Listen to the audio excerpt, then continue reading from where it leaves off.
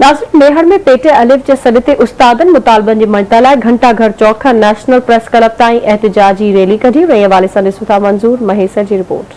नाज़रीन, IB test pass उस्तादन के गुज़िरियल 12 महीननि खां पघारूं जारी न थियण, उस्तादनि जी जबरी बदिलियूं, उस्तादनि खे अपग्रेड न करण, NCSD तोणी बैक्स जे उस्तादनि खे मरातू न वञण ख़िलाफ़ IB टेस्ट पास NCSD उस्तादनि ऐं पेटे अलिफ पारां घंटाघर चौक मेहर खां एहतिजाजी रैली कढी नेशनल प्रेस क्लब वॾो धरणो हंयो वियो। उन मौक़े ते उस्तादनि पारां पघारूं जारी न करण, जबरी बदिलनि, अपग्रेड न थियण ऐं ॿियनि मसइलनि ख़िलाफ़ ज़ोरदार नारेबाज़ी कई। उन मौक़े ते उन उस्तादनि जो चवणो हो त तालीम खाते दादू जी नाहली, करप्शन ऐं सुस्त रफ़्तारी सबबि उस्तादनि खे पघारूं जारी न पियूं कयूं वञनि, उस्तादनि खे जबरी बदिलियूं करे ॾोरां इलाइक़नि में मोकिलियो पियो वञे, जॾहिं त उस्तादनि खे अपग्रेड न कयो पियो वञे। आवाज़ न्यूज़ सां ॻाल्हाईंदे हिननि जो चवणो हुयो त 1 साल खां सिंध जा उस्ताद बग़ैर पघारुनि जे सिंध जे ॿारनि खे पढ़ाए रहिया आहिनि, पर साल गुज़री वञण खां पोइ बि सिंध गवर्नमेंट जे कन ते जूं बि कोन बीचुरे।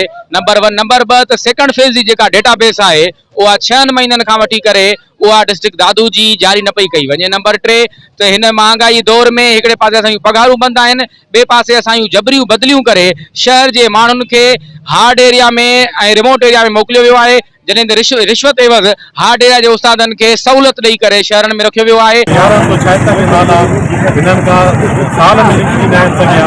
हिननि जो सॼो वणवा जेको आहे पटियाला था हलाइनि, पटियाला हेड क्लार्क लॻा पिया आहिनि। ऑफिस में तव्हां वञो पोइ हिकु तव्हांखे क्लार्क न मिलंदो। हिननि जो सॼो डेटाबेस जेको आहे हिकिड़ो कंप्यूटर वारो आहे जेको उस्ताद आहे उहो थो हलाए पियो।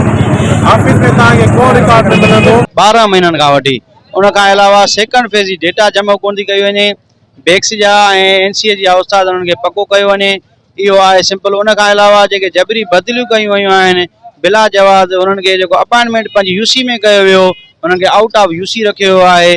असांजो इहो मुतालबो आहे त मंज़ूर कया वञनि, ॿी सूरत में असां वधीक एहतिजाज कंदासीं।